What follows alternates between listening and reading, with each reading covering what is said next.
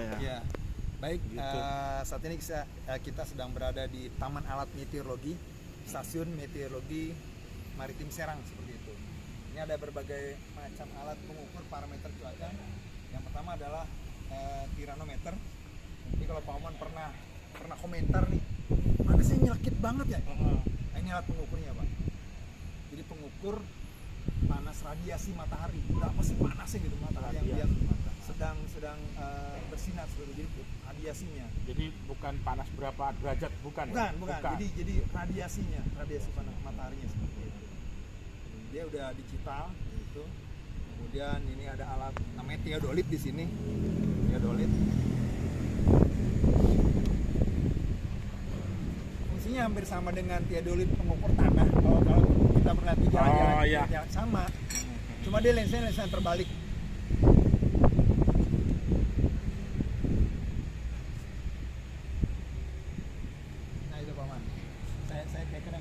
BTS nih. Iya. Jadinya apa tuh, Pak? Terbalik, Pak. Dekosnya terbalik. Oh iya, terbalik.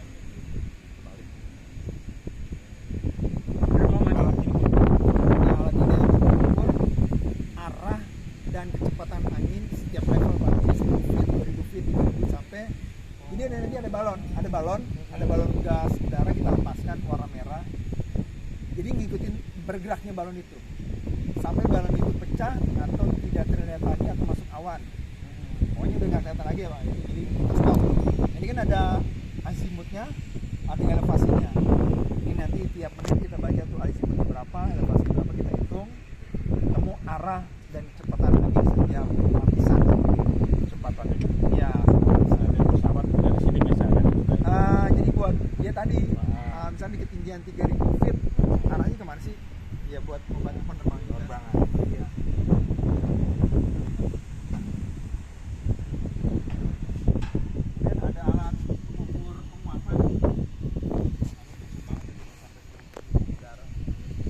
Ada alat pengukur penguapan diukur selama 24 jam. Berapa sih penguapan selama 24 jam? Selama 24 jam. Ya. Ini ada semacam kayak mata kail. Dia di posisi jam itu. Nah, pas mata airnya nih, Pak.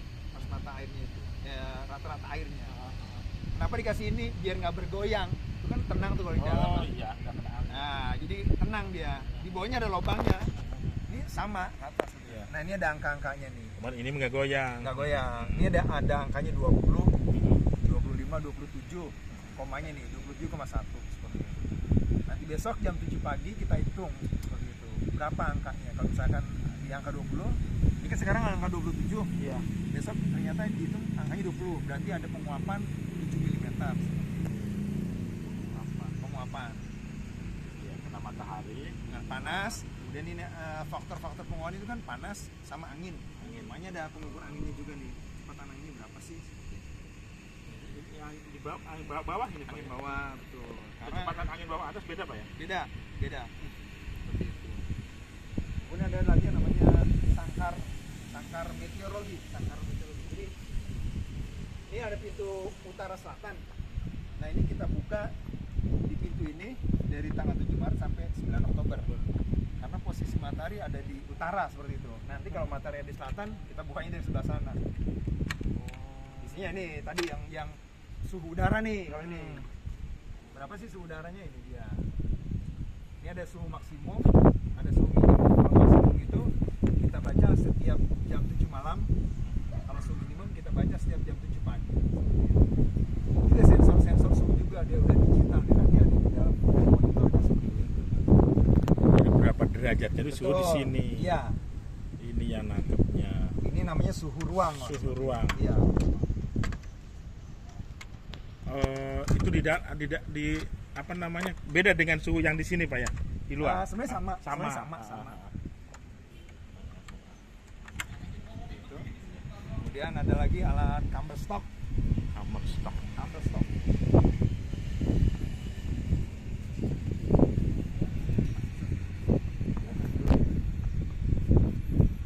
Camber stock kalau yang tadi di sana tiranometer itu mengukur radiasi matahari, ini mengukur lamanya matahari bersinar dalam 24 jam. Ya, 12 jam. Dari jam 6 pagi sampai jam 6 sore.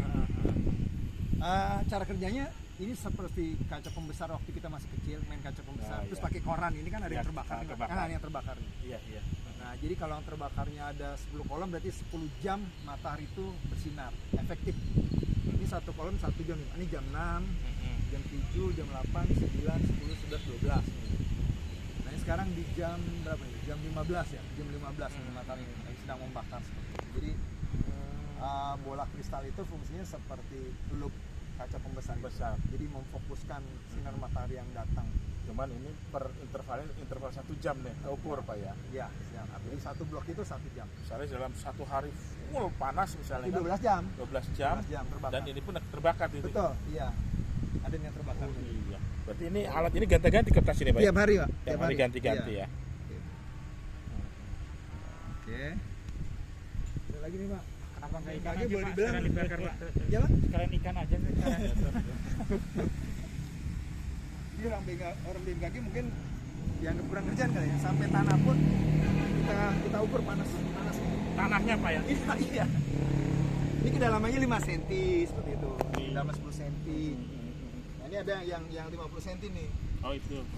Nah, Oh, 50 cm. Yang mengukur suhu tanah. suhu tanah. Iya. Data ini biasanya nanti digunakan oleh rekan-rekan stasiun Iya. klimatologi. Klimatologi Iya, ya, untuk pertanian ya. Kalau ini yang 1 meter.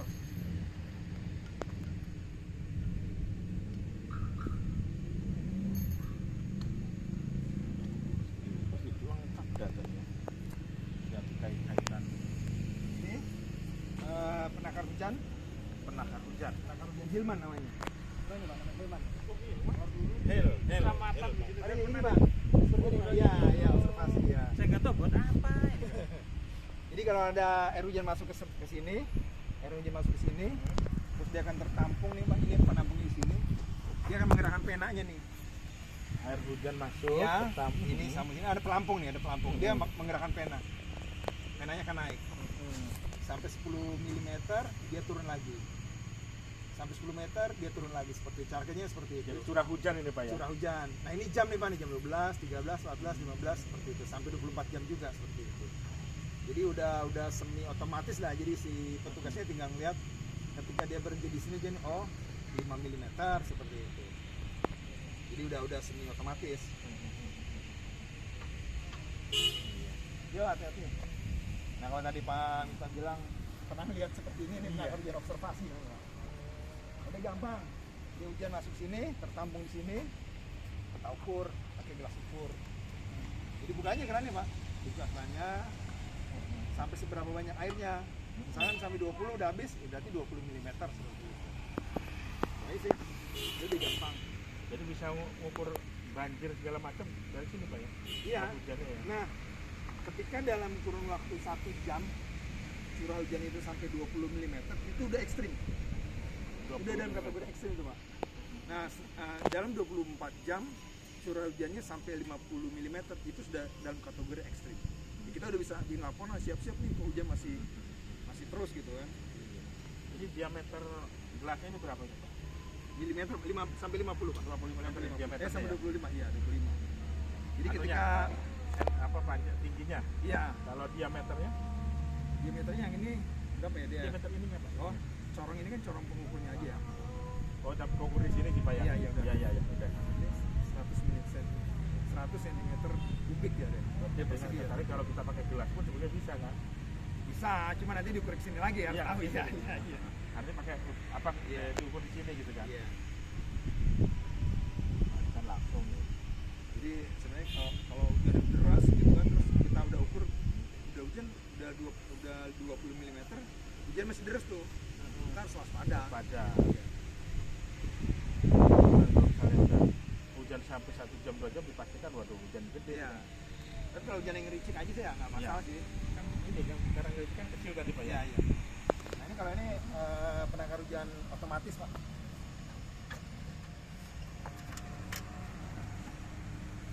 Jadi prinsip kerjanya seperti apa ya? Jungkat-jungkit kalau anak TK tuh. Jadi ketika ada air hujan masuk tadi nih di corongnya situ, dia kan memenuhi yang sini. Nanti ketika penuh dia akan tumpah. Nah, sekarang sini yang atas. Akan penuh lagi dia tumpah lagi seperti itu. Nah ini ada tombolnya Pak di sini nih, tombol. Ini dia satu cetek dia 1 mili. Ketika dia menyentuh ini 1 milimeter. Iya. Oh iya. Berarti pakai listrik Pak ya? Udah langsung masuk ke Cuma 1 mili. 1 mili ya. Dan tetap diukurnya di alat sensor ini Pak ya? Iya, udah langsung bisa terbaca dia. Karena ini air langsung kebuang kan Pak? Buang betul. Oke Pak, kita ke dalam. Jadi setiap jam itu si observer atau pengamat cuaca dia baca nih Pak suhu udaranya berapa, anginnya berapa.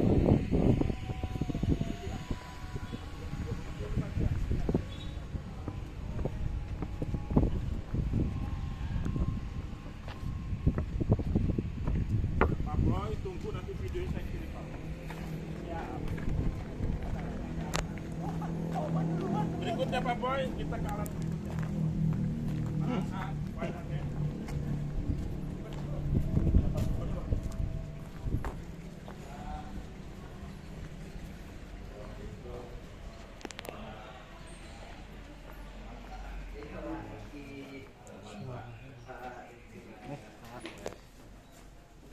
Nah, itu tadi wilayah kerja kita di Merak, tapi kita tidak di Merak. Jadi ada alat perpasan di sana tadi di dermaga 7. Ini kita bisa lihat di sana. Suhunya 31,9. Di Merak gitu Pak ya? Di Merak 31,9. Keperluan luar sini. Jadi ketahuan. Nah, ini yang di Ciwandan. Ciwandan suhunya 31,0 seperti itu. Wah, lebih adem Ciwandan dibanding Merak nih. Nah, beda 0,9 Pak. 0,9. Sama-sama panas. Nah, ini yang di Bakauni. Di Bakauni suhu udaranya 29,8. Ini yang tadi aplikasi yang disetting dulu. Jadi dimasukin di monitor. Tapi sama Pak Anja pun udah di display di dialog juga itu yang tadi. Yang ini. Ini kan di sini udah pusaran ya. Nah, ini Pak nih tadi yang saya bilang awan-awan. Jadi ada awan rendah, awan menengah, awan tinggi. Nah, awan CB itu seperti ini nih Pak, seperti bunga kol. Nah, ini udah mulai matang nih Pak nih. Udah mulai jenuh. Jadi awalnya tuh putih seperti ini putih. Terus kalau udah lama udah matang itu udah hitam. Nah, ini udah ada landasannya.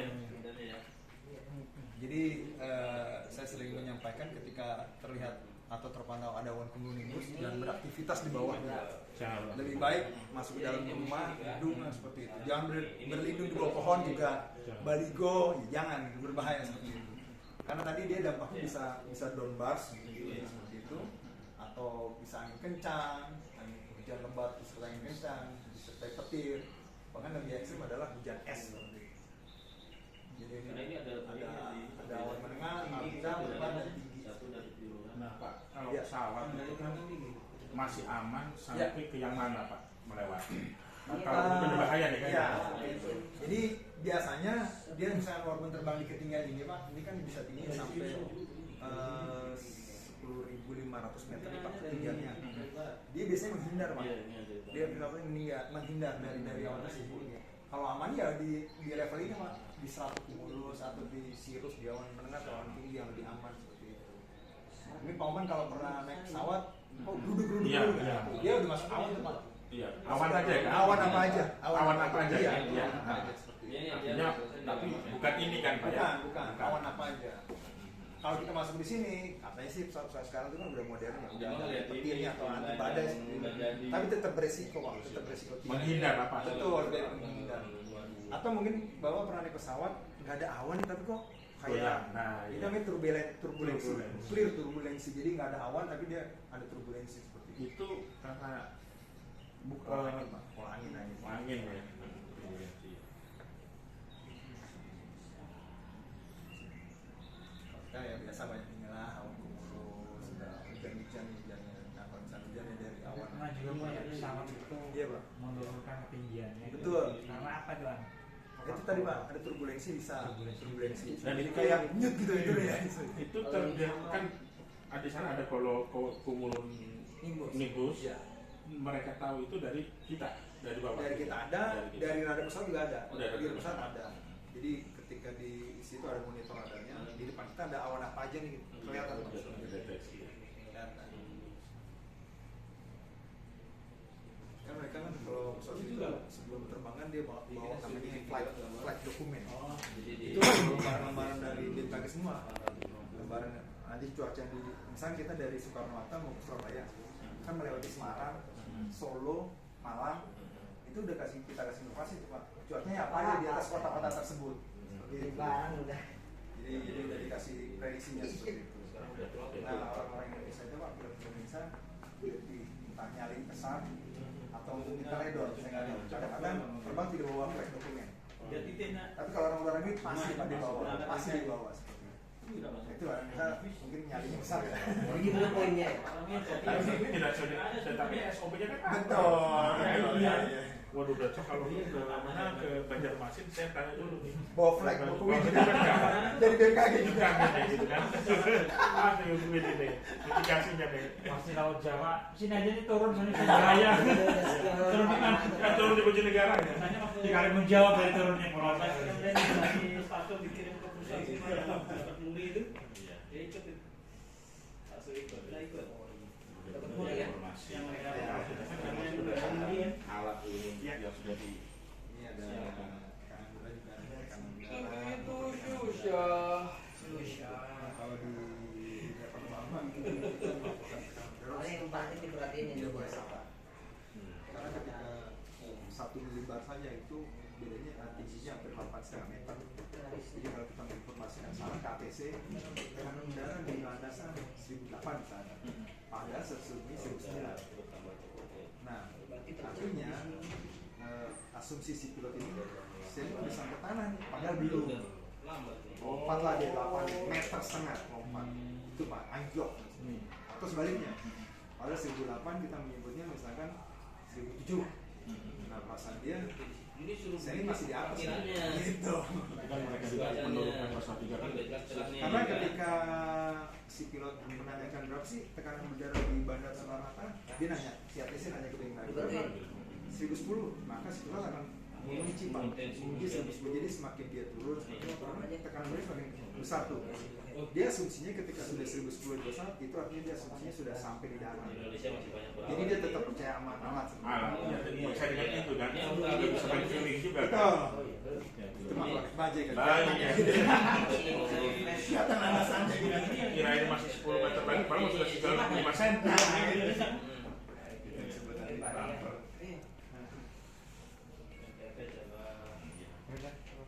Oke, Paman. Nanti sering main lagi biar Sip.